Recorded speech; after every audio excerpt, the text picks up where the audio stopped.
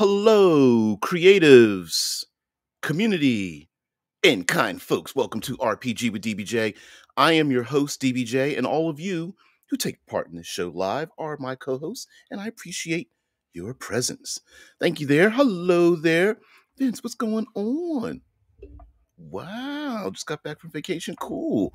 Um, okay, so today's entry, we have ourselves the UVG, Ultraviolet Grasslands. You guys are silly. All right.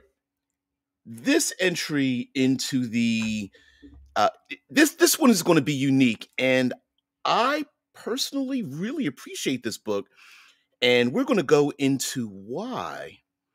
Um, the Ultraviolet Grasslands, it has there have been other reviews of this entry into the tabletop RPG world, and maybe not to its highest regard. And I think it's because, and this is, of course, just my opinion, that I think sometimes people miss the point of this game.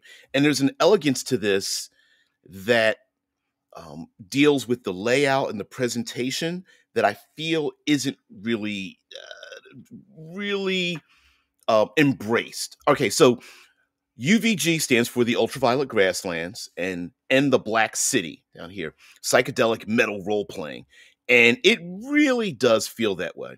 This is very much um, a, a game book in a setting that embraces exploration, travel, um, uh, elements of heavy metal, uh, Thundar the Barbarian, kind of this unique world where there's a blend of um, ancient artifacts and high technology and a little bit all in between. It's pretty interesting.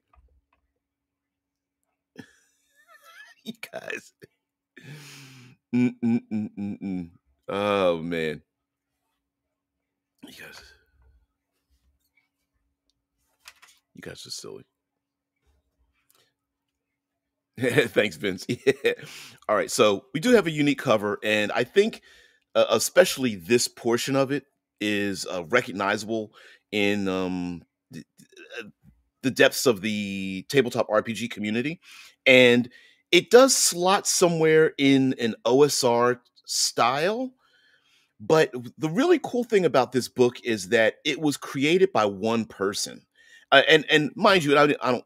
Of course, this individual had help, but the artwork, the layout, the writing in it, the creation of it is definitely it. And it has been related to Mobius, the art style, the Luca Rajek. I know I pronounced that name. Created it, and it is very much. And this isn't a bad thing. It very much reminds you of Mobius. It's got like a an ink splatter, ink dot punk vibe to it, where um, an excellent use of blank space is used. Like Mobius does that as well. And of course, this came with the Kickstarter. It's a bookmark. There's artwork on the back as well, and the beginning of this book begins to detail in very small ways what the ultraviolet grasslands is. And essentially, this is a setting book that details page by page your ability to travel from the east to the west. And it is, some have considered it like an Oregon Trail style of adventure where you and the player characters pack up. Yeah. Oh, by the way, John Wright, I did listen to the Three Black Halflings interview with Kyle Brink. I listened to it last night, and then they had a little bit of a blurb at the end of it. Really cool. I'm sure there are going to be others that, if broadcast or recorded or something, will have that kind of conversation. So yeah.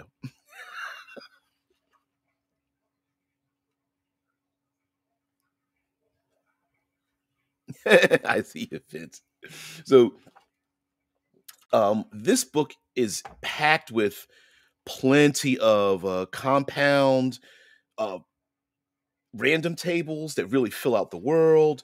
And as you go through this book, there's like mysteries that are stacked under, and you'll see kind of like rule sets or these breakout boxes in purple, and it will give you an idea of like wherever you're at, there are the breakout boxes in purple are like, oh, when you're here, this is the kind of thing that you're into. Yes, a D40. There are plenty of like, wait, what? Is that a D40 table? Yeah, yes, there are. And unfortunately, they do give you a hint as to how to roll some of these numbers, but you're just like, wait, what? And I think it's part of the bizarreness of this world.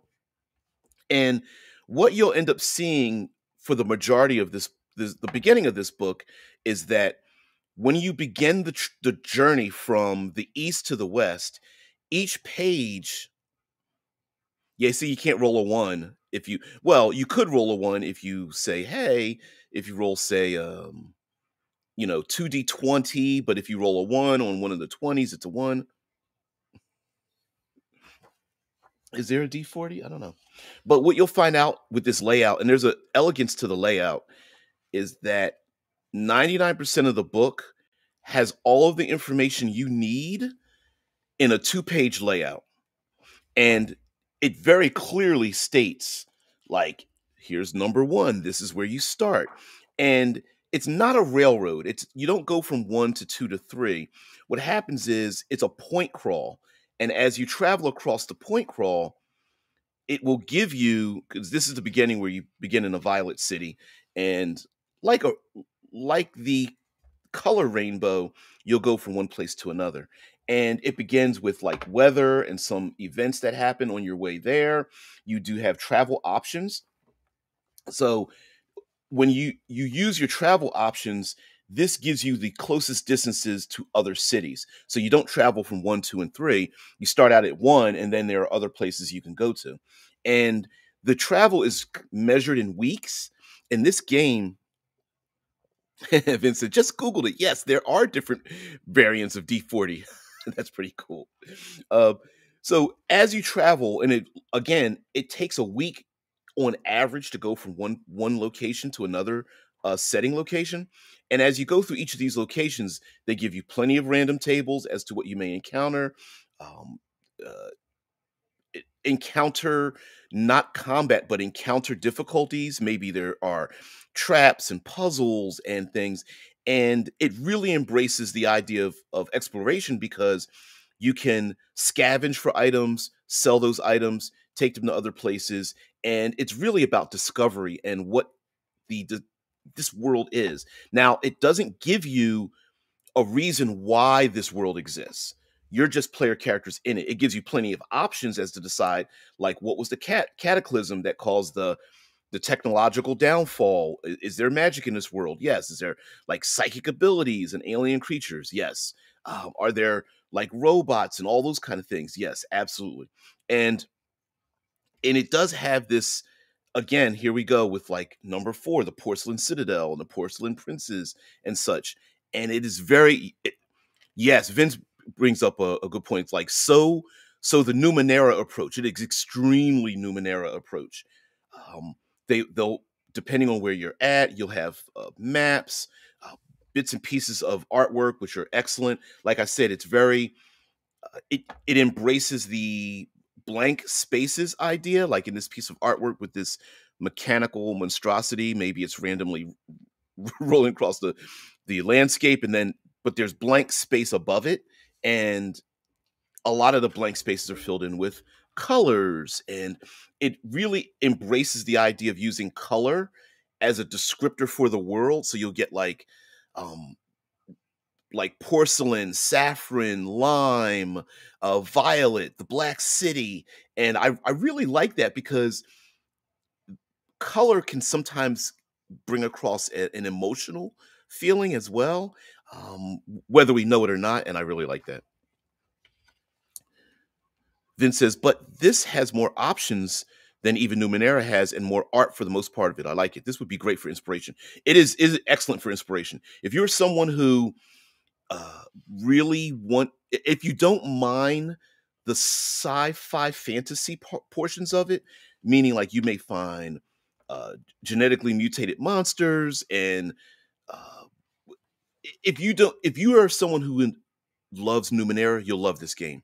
So the sometimes you'll get a an isometric. I called it asymmetric the other day. I was like, wait, that's not the right word. Isometric maps, vomes and vome nests. These are violent machines of vomes, and there's like Vome errors, quirks, and strategies, so you can roll up your random uh, mechanical monsters and devices and things like that. Your Vermilion Berserkers, the Crimson Sea, yep, the Grass Colossus. And now, mind you, at the back of this book, this you can purchase this book, and it is a full RPG. It uses a CCAT system, which is pretty hilarious. It's like strength, endurance, agility, and then cat. I can't remember what the CAT stands for, but also it uses a Numenera like system for many of the violent encounters by literally just using L and a number to describe what the creature is. So it's like you might come across something that's like L4 or L2 or L3, and basically that number is used as a generalizer for how much damage it does, how many hits it can take, and its overall power level. It's pretty cool. Yeah. Where's the grass colossus? And for the most part, a lot of the interactions aren't necessarily violent up front. But I mean, take a look at this map and like the detail in it and all this. It's really great. Now, one of the issues some people have had with this is that you can read this book from beginning to end, like a novel, and information is only presented to you when you get to that particular location. So, along with some of the breakout boxes and the randomized charts and information, you both as like the narrator of the story, the storyteller, may not find out that information till you get to, section 10 that isn't needed until you get to that location. And as it goes on, it gets a little bit more psychedelic as well, and starts shifting in uh, perception starts shifting, gravity, time and space starts shifting, and it's pretty interesting. Let's see. John Wright says mixing sword and sorcery with sci-fi is always cool, like the expedition to the Barrier Peaks. Exactly, exactly. Which I have a copy of. I did a review on it, but it's real old. It's real. I got to do another one. Vince says I just learned that Pathfinder has a region where a spaceship crashed. Yeah, suddenly it became a lot more interesting for me. Oh yeah, yeah, yeah. In Pathfinder, the original Galarian setting, yeah, there's a place where a spaceship crashed, and they're using like bits and pieces, debris from the spaceship in a fantasy setting. Heck yeah. Fallen Umber, discoveries in the Umberlands, and so Cerulean 5 Oasis. It's really cool, really cool. So as I page through this, and of course, you'll see lots of artwork, and you'll see it's very easily um, you can very easily find where you're located. And like I said, with the travel portion of it, this very much embraces the idea of resource management. So you may find things. Yeah, yes. Luka Rajek did all of the artwork, all of it. Did all the layout. I'm sure he had help. I'll get to the beginning when I get there. But moon facing forward, it's pretty incredible. The other thing that I like about this is that like it is it is a linear adventure. So there are options. It would be the map would was a little difficult for me to roll out so that you could see it, but the map is a long ribbon, and so as the PCs travel, they'll have about 3 or 4 options to travel along a road. So if I were to if this bookmark was the adventure, you would travel from east to west, and then along that you could do this serpentine travel. So you're not going from city A to B. You're going like, I can pick city B, C, D, from A, B, C, D, pick that, G, E, A, F, and X, Y, Z, and you just keep going back and forth, and they can. It is very much a like let the players get involved in things, and then let it just flow on its own. There's nothing uh, predetermined about the instructions for this adventure. Vincent, it's interesting because the style is not always consistent, or at least it does not seem that way. Especially i- whenever you have to um, get artwork and you have to contract outside art, you are reliant on having detailed conversations with the artists before they start, and their art style, depending on who you pick or you have access to, it may not merge with what your intention is. So, yeah, playing with the crystal ship, the glass bridge, Cold Lake culture, it's really interesting, there's always new discoveries, and oftentimes when you have these like random tables, the discoveries will always change if the PCs go back, or maybe something doesn't blend with the style that you prefer. Maybe you like a more uh, beers and pretzels kind of like laughing and joking style, or maybe you want to take this a lot more serious, and so some of the options you may want to choose. Let's see if there's even, I can lift this up a little bit.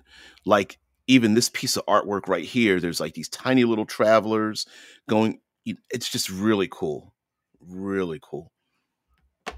Hey D, what's going on? It says, that was Iron God's adventure path. I used that path as a base to make a non Galarian campaign. Good path series. That's from Pathfinder. It's the Iron Gods adventure about the spaceship that crashed in. And of course, listen, Pathfinder broke away from Dungeons and Dragons to become its own, what, like the second largest and a competitor to Wizards of the Coast. And of course, all the people that were there worked for Dungeons and Dragons previously, and of course they remember Expedition to the Barrier Peaks. The gall grass.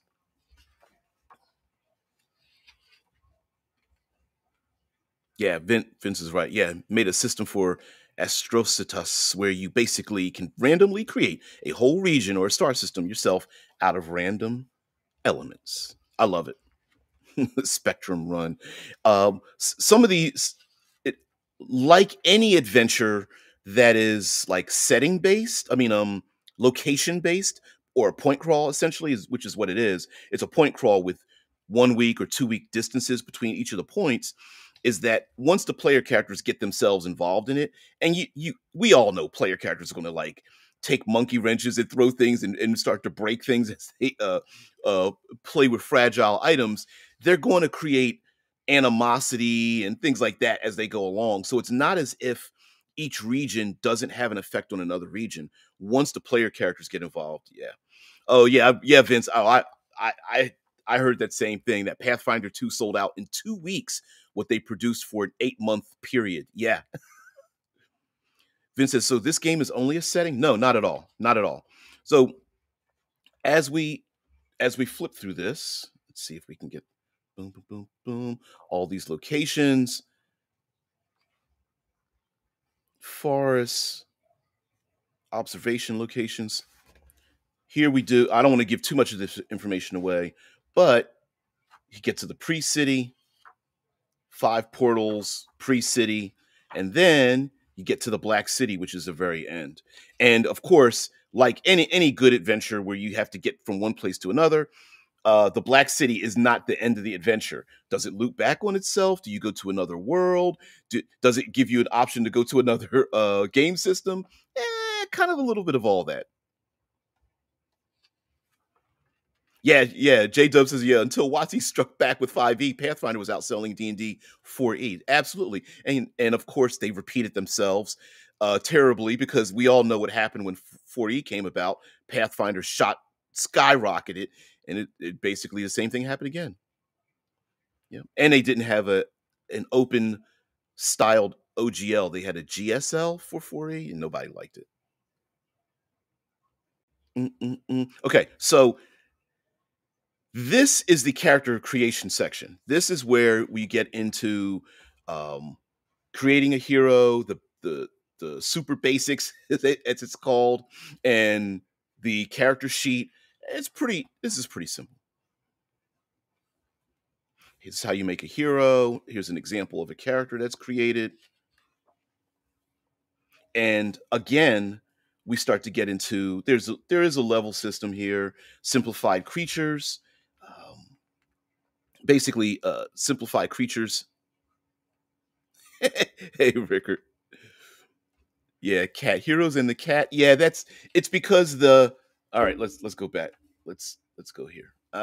This is the example character, and if my finger isn't in the way, it's stand there's a bit of an inside joke when you read it because a lot has to do with cats, and we all know that cats have a uh, cats seem to be the point 0.5 when you play with 3.5 other individuals because cats seem to love role-playing games, especially the dice and laying on the books and all that kind of stuff. So there is a little bit of a tongue-in-cheekism in here where at the very beginning of the Violet City, there are people who own these who love their cats, but then you get the idea like, do the humans like the cats or do the cats control the humans? It's a little blurry there. But also, when it comes to the stats, it's strength, endurance, agility, C, and then charisma, aura, and thought, cat. And so cat is in the statistics, kind of like face rip for the old Marvel superheroes, or if anybody knows face rip or FASRIP, which stands for fighting, agility, strength, endurance, reason, intuition, and psyche. Face rip. Yes, every PC could have a cat, or actually, every cat could have their own PC. It's not a cat attribute. It's charisma or a thought. It's an acronym. Mm, mm, mm, mm, mm. So here we have uh, um, you can play non-humanoid races, and you have various skills and things. So this isn't a human like world. It is more psychedelic. So you might be formed of something that is dreamlike or mechanical or mutated or more traditional fantasy like elven or dwarven. It's silly. It goes into how to handle conflict. Here's a D24 D25 table. Actions, what to do in your turn. Gives you some examples. And biomechanical corruptions, magitech, and fantascience. It's pretty weird. Yeah. Yes, you can make pretty bizarre. They really encourage you to make. This book encourages you to make really bizarre types of player characters. Like maybe you are a small 2-foot alien that pilots a biological human being in their chest or something, or a mechanical being in their chest. Or maybe you don't have a regular head. Maybe you're just a brain in a in a jar on top of the shoulders of a robot or something. Time, inventory, misfortunes, encounters. And so all of this, it just talks about the rules: destinations, discovery, starvation. There's no gold system in here. It uses like a soap system, which sounds strange. Soap. uh Death in Hakaba in the UVG. Very strange. And creating your caravan. It does. There is this idea of OSR where you have a caravan, and it's not just yourself and the PCs, but maybe you have hirelings, henchmen, retainers, pets, things like that. Yeah, yeah, right.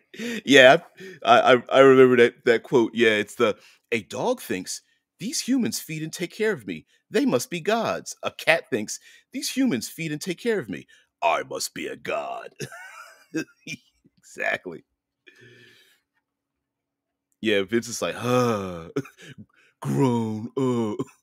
So you're telling me this is another RPG right in my preferred niche? I should really stop watching DBJ when you recommend stuff. My list to learn new RPGs is already too long.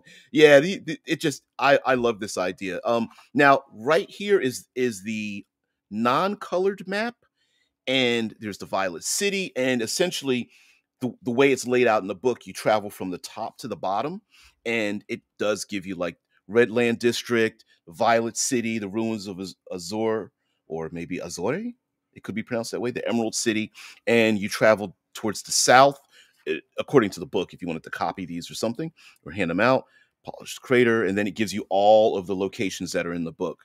Um, and as you can see, there are pathways to get from place to place. So it, like I said, it's a point crawl.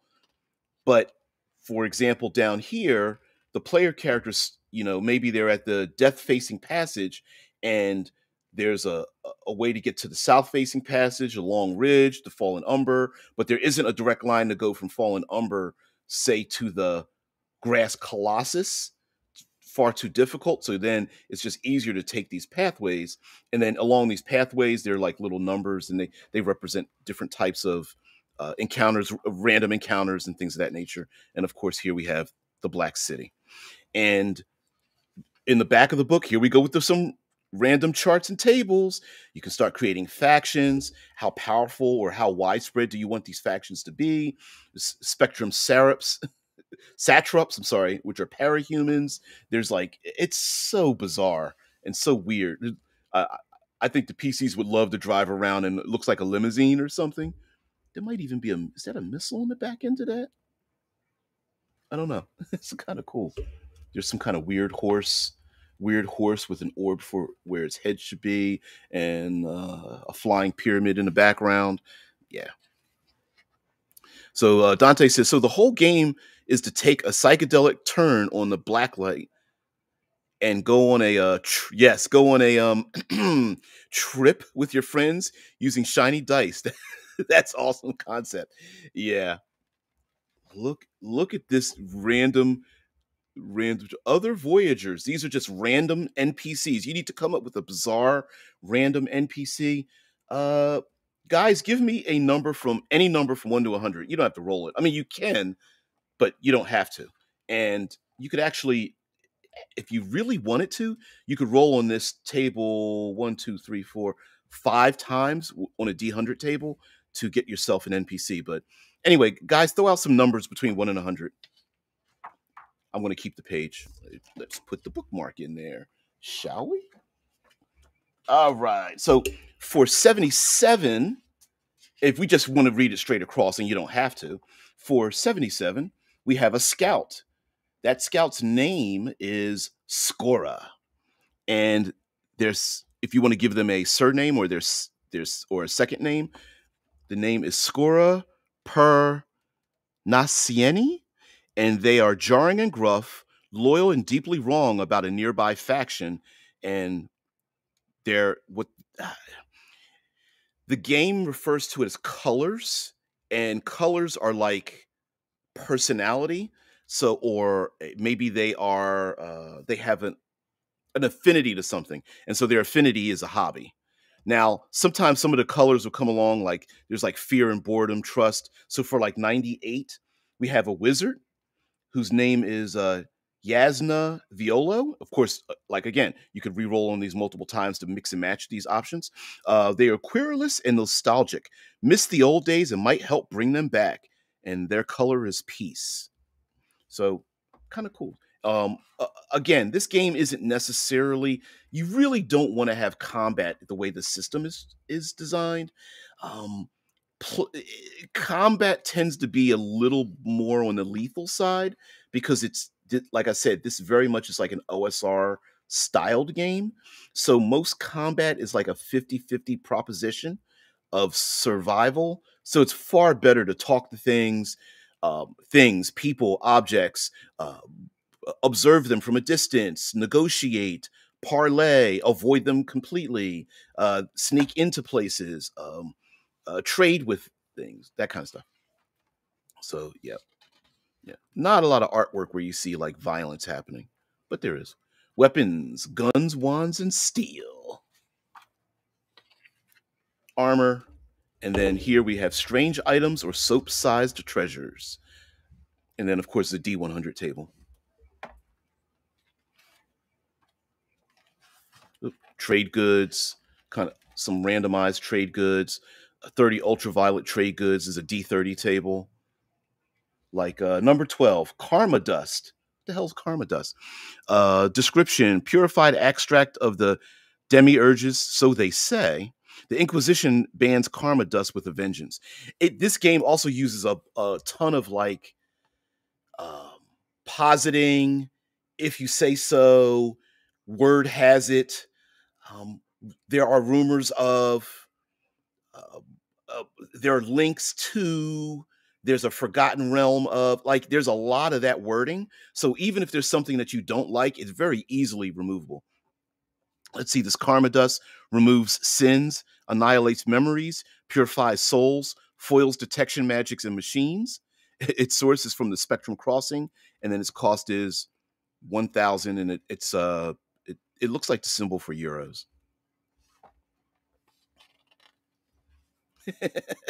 Dante says, remember, kids, every random fantasy name table is actually twice as large if you try to read the name backwards on a 2D roll. Look at you, doubling all the information in here. Trade routes. I like this. Trade routes. Milk runs. And then there's a D20 table of like whether there's a safe route, a profitable route, or aggressive or illegal routes. Because it again, Rick rolled 14 on that one. Okay. Trade obstacles. So let's see. 14. So a safe route has 5% profits and some pickled mushrooms. One of the mushrooms is actually a vome, which is a level 1 vegetable, which is very strange. A profitable route says 10% profits and a charming potted plant of unique and baroque charm. And these might be things that you, during the, how do I explain this? You can set up a trade route, and this might be a reward that you get for that trade route. And then on an aggressive or illegal route, there's 20% profits and an undying servant of gruesome design and odd proportion. So you may get if you are successful in your trade route, you may get a henchman or an ally or a contact or something like that.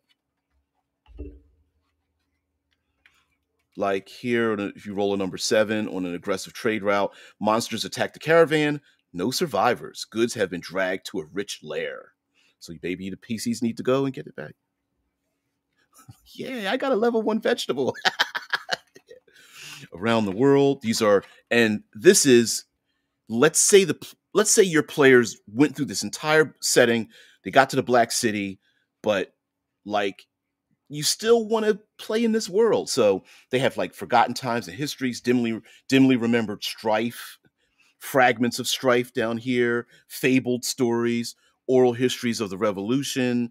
And so, yeah, discoveries in historic periods, of course, compound random tables. You don't just have to roll once and read across. You can literally make compound tables by rolling on it multiple times. Historic periods and styles, climate, geography, and weather. So again, this is very much a setting book. There are even lost languages. It's like, now I want a level 10 vegetable, but I think you would defeat me. Depends on the vegetable. For me, it's lentil beans.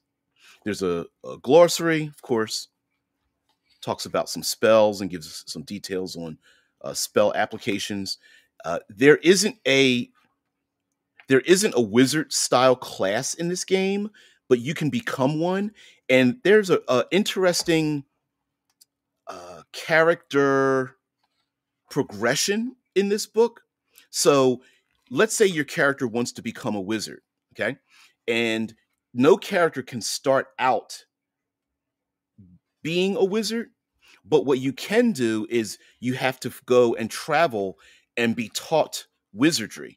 So, as a player character, if you want to become a wizard, you need to find 4 different individuals, and they don't have to be people. They could be computers, they could be nomads on the road, they could be rich nobles in a city, they could be a hidden faction that's hiding under the in the depths of another city. Another location. So you, in order to learn various spells and wizardry, you need 4 different encounters with people to teach you, and which encourages you to travel. So really cool. Like I said, either that or encourage you, that good old carrot on a stick. Yeah, get that vegetable. So anyway, this is my basic overview of Ultraviolet Grasslands. Now, there's the reason why I picked this particular game for this month here in the States. It's Black History Month, but it's also, I would call it Diversity Month, and I'm pulling out games that I feel really encourage that, whether the game was designed this way or not.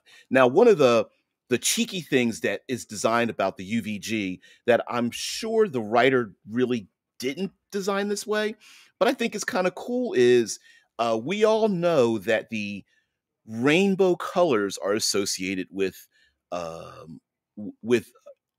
gender freedom. And I think it is I think it can be used as a little bit of a tongue in cheek thing in this game setting, because this setting doesn't have anything in it that relates to anything that is earthbound. Like here we are in the Violet City, and here we have the people and their cats, or I'm sorry, we have the cats and their people. I think we have some dogs over here and such. And is it possible that player characters might leave the city with a couple of cats? I would say, yeah. Debauchery in shades of purple. Really cool, really cool. I really appreciate this game. I understand that when you open up the first couple of pages, you're like, okay, so how do I play this game? You really don't need to use the tacked on character creation system, although it more or less blends in with the style of play in this book. If you just want to use this for inspiration in I don't want to use the word post-apocalyptic. Rick was like, cats with their people. I thought you said had nothing in common with our worlds. Maybe it's a maybe it's the dream world of cats and you're just playing in it. Oh man. Oh man. I thought I missed a comment there. Vince is like, if you eat me, you will become immortal. Starts floating right in front of me, just out of reach at all times. Yep. Yep. Also, there's something about, like, one of the difficulties of laying a book out with all the information that you need on just the 2 pages you have open is that you have the ability to create a piece of artwork and modify it to your word count, your font and everything, and modify it so that your piece of art fits in there, like this, how this page is laid out. It's pretty interesting. I mean, it's got a strange, again, this is a compliment, Moby-esque style blank spaceness with it, with blank space in the sky, and then this like ink ink splatter where it's just a line, but that it's a pathway to get to this weird city that's inside of this mountain, and you've got some individuals here in the foreground, maybe looking up at that city or whatnot. uh Pretty cool.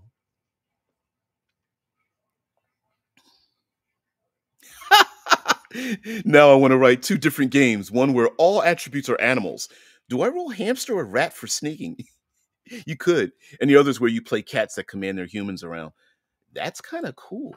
Although actually, you could kind of get away with merging that in with a regular role playing game. Like every time a player character, like, I don't know, dies or something like that, they merge. Their cat companion is like, darn it, lost another one. Gonna go have to find myself a new human. Steps of the Lime Nomad. Lavender Cliffs tour the Ultraviolet Grasslands. Hey, a little ad there. Funny. And again, like the Porcelain Princes. I mean, does that lend itself? Like, are the porcelain princes actually made out of porcelain? That's kind of up to you. Druden, what's going on there? Misfortune in the cinder waste. So again, ultraviolet grasslands. I feel like it's a great addition to the OSR style gaming. It very much embraces exploration, discoveries, and things of that nature. Like for example, at the beginning of every one of these chapter headings, you do have weather, you have misfortunes on traveling, you have travel uh, distances and problems to the other locations. You have encounters on the trail. And then once you get into that specific location, now you have the information for um, various locations, specified locations within, say, the trail of the Vomish dreams, right? And so, and then of course, you have the breakout box for like source code corruption and that kind of thing. June says, I'm late. Looks really interesting. Have to watch the beginning of the video later. Oh, thanks, dude. Vomes and Vomness, violent. I think it stands for violent machines. Uh, it does use a lot of, there is a glossary. It does use some terminology that could be up for interpretation on purpose. Uh,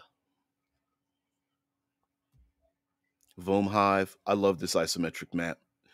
There's something asleep down here. Wonder what that is. Oh, is it Epic Pustulant Nest Mother? I wonder what that is. And it gives you a lot of options to make up exactly what that is. Vomes seem to be giant ants. Mechanical giant ants? Yeah, because there's a little tiny person here. I'm gonna, yeah, yeah. And these isometric maps are amazing. There's a number of them in here that are that Luca did an excellent job creating. Let me see if I can get to some of these. The last, instead of the last hurrahs, the last Sarah. This one isn't specifically isometric, but there's a lot of detail in this.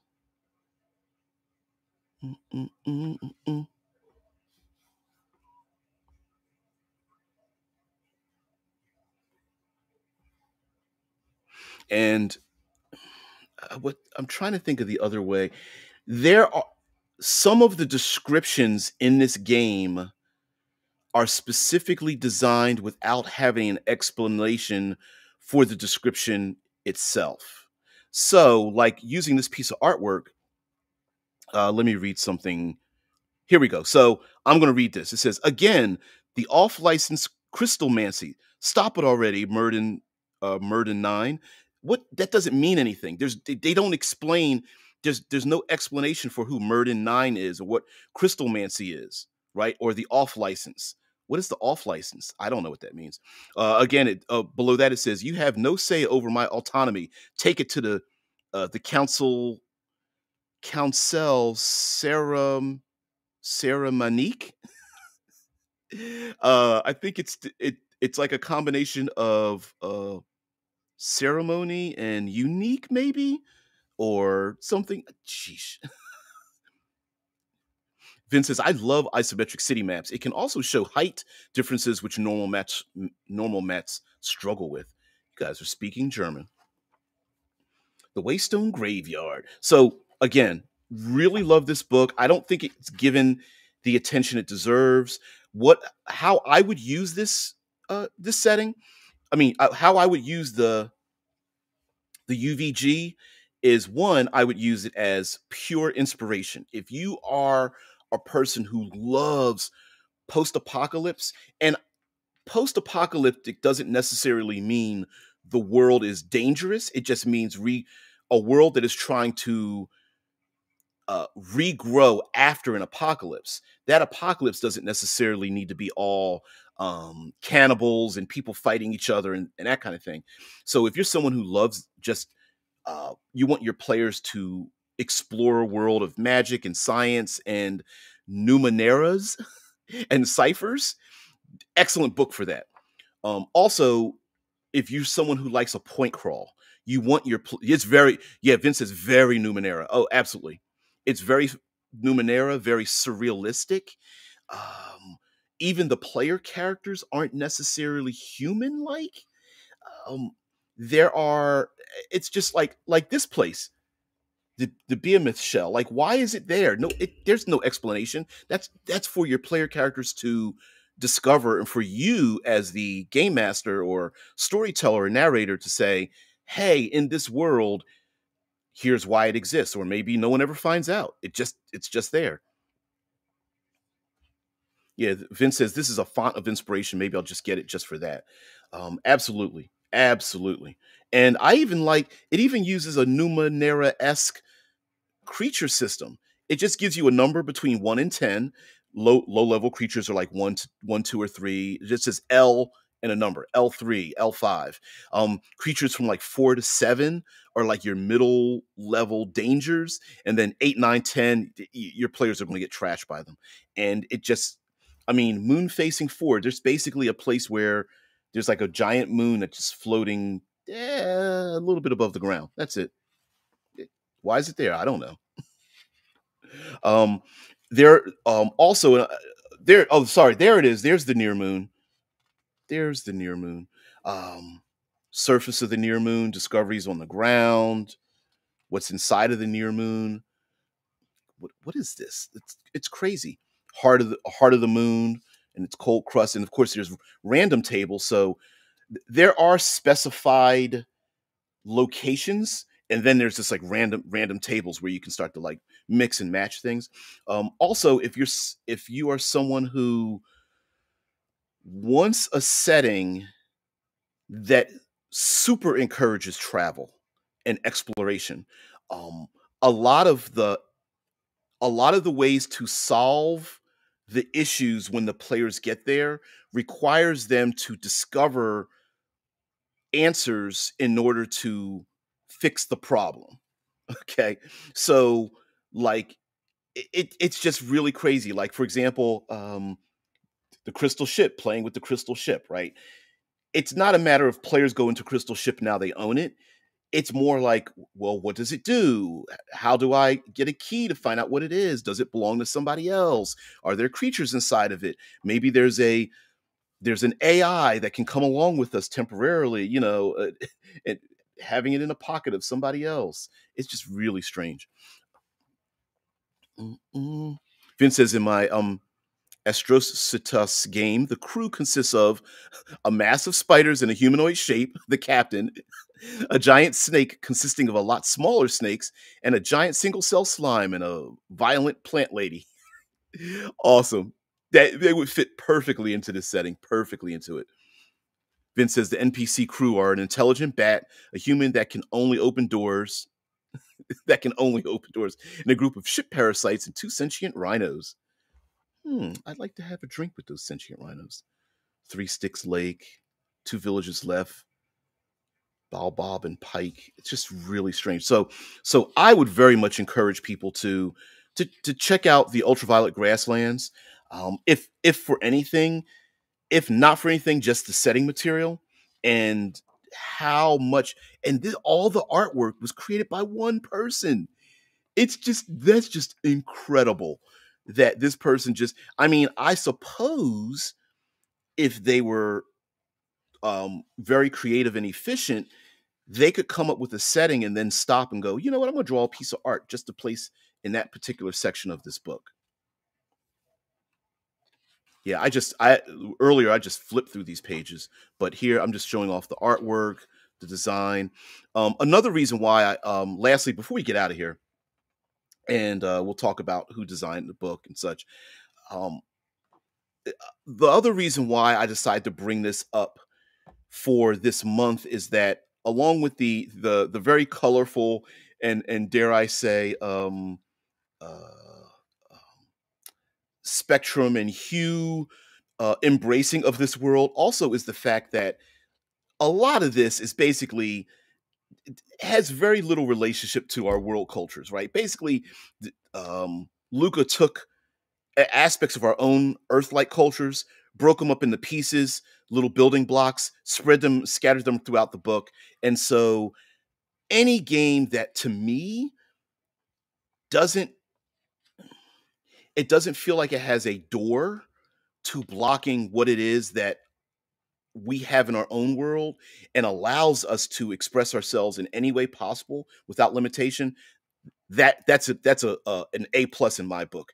Like for example, you don't have to play a human being from a human culture. If you want to play a I don't know, a raccoon with and your best friend is a living plant, go for it, right? This game basically embraces that. They kind of wants you to do that. Yeah, Vince says, I mean, the artwork is not hyper realistic. I assume they don't take too long. They don't take too long to make. No, no, no, no, no. It's very, like I said, ink splatter, dead spacing, but I love it. I love it. Juden says exploration is not really my thing. Okay, but in more surrealistic settings, I can use those to play in a more narrative manner. Have the world be easier a reflection of the inner world of the characters. Ooh, for somebody that's not into you don't get it twisted. You're into exploration, maybe an inner exploration, but it's still the same thing, man. I like that. I like that a lot. Uh, Run a game, I'll be in it. I love that kind of stuff. Yeah, it's I don't want to give too many details about the Black City. It by the time the PCs get to the Black City, they've already gone through such a surrealistic world that by the time they get there, they're probably more pure dream, more pure creation and inspiration than they are human anyway. So yeah, Heroes in the Cat, and this is basically the character creation section again, and it's the cat, and there are allusions to the word sea cat, which just stands for the attributes. It's just strength, endurance, agility, charisma, aura, and thought. But it's very fun. Yeah, Vince says, I mean, if done right, a combat could do the same. Exactly, exactly. As long as there's a purpose to it and kind of like every combat doesn't have to like change the world, but usually there's a purpose to it. Like are there animals that are hungry? Are there people that are looking for a specific type of uh tool or object that the player characters have, something like that. Yeah. So anyway, guys, thank you so much for allowing me to give to you the UVG, the Ultraviolet Grasslands. Again, this falls somewhere in between like OSR. Is it a setting book? Is it an adventure book? Um, I have to say all of it. Does it have its Can you just purchase this book and just run this game using this system? Absolutely. You can do that as well. So, it's a combination of all those. Now, some other reviewers were like, "Well, by trying to be a little bit of everything, it loses it's not hyper focused, meaning like it's not only a setting book for like the OSR. It has its own game system in the end of it. And could you cut out that game system and kind of had more pages for the setting? Sure, but listen, there's a rule out there for creators, and that's basically don't leave your best ideas on the table. If you've got a great idea, cram it into what you're doing now rather than try to save it for later. And I'm sure this individual, this is their darling, right? They wanted to create a single book RPG, and they did it. Luca Rajek is an artist, wanted to create an art book with some details in it, and this person did it. This person created an adventure book where you go from page 1 to 2 to 3. Did it. They did a excellent layout of this book in terms of trying to have as much information packed onto. You could open up this book to any one page, and you have everything you need on that page. Wow, my fingers keep picking that particular location. Everything you need, 2 pages. Weather, misfortunes on traveling to this location, travel to other adjacent locations to and from, encounters, random encounters when you get there, discoveries in the gall grass is number 20, and you have specific discoveries the player characters may come across in the tall grass. Maybe it's a location, maybe it's a nomadic group, maybe it's some whatever the case may be. And then all you do is if you flip another page, you have everything you need on either side.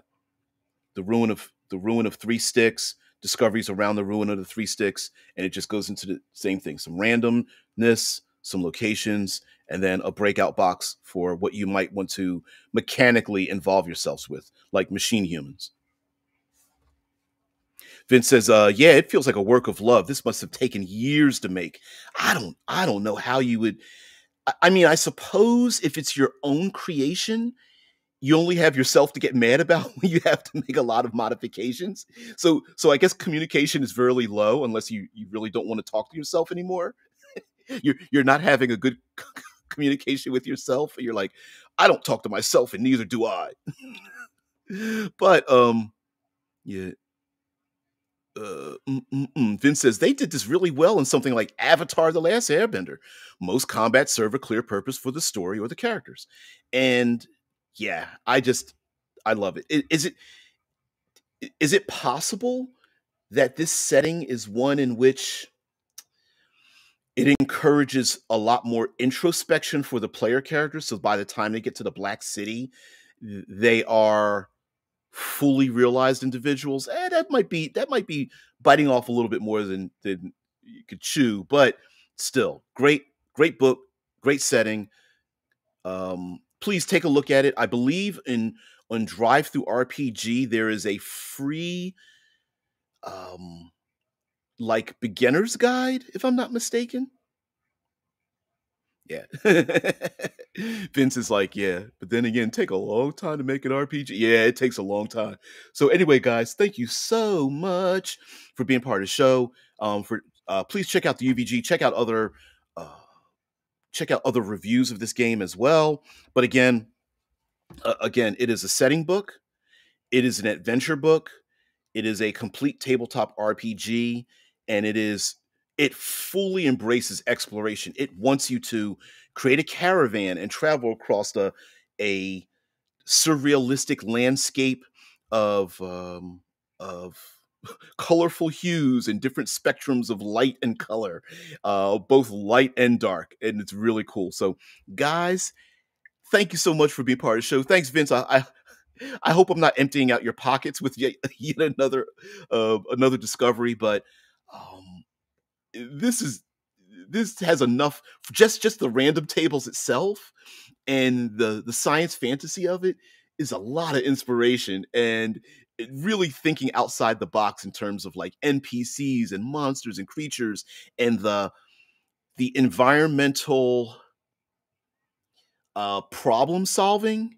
So it's not just like snow or rain or earthquakes or thunderstorms. It's like, oh, you might have to go through I don't know, nanotech swarm, filled with electromagnetic energy, or you may go through a place of ancient ritual magics that have become undone and releasing uh, a dangerous creature that was being held by ancient ritualized magics, and the PCs need to, you know, maybe get the ritual started again, or maybe use that ritual later on as they got to their third city. In which case, maybe there's a great monster that is there. It's really crazy.